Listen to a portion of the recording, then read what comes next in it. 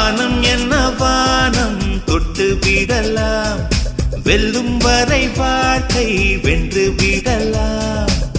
வில்லாக வானவில்லை கையில் ஏந்த வேண்டும், அம்பாக மின்னல்களை அள்ளி வர வேண்டும். நிலவுக்கு மேலே நின்று ஜெய போட வேண்டும். விண்வெளியின் மேலே புல்வெளி வைப்போம், புல்வெளியின் மேலே பூத்து கிடப்போம்.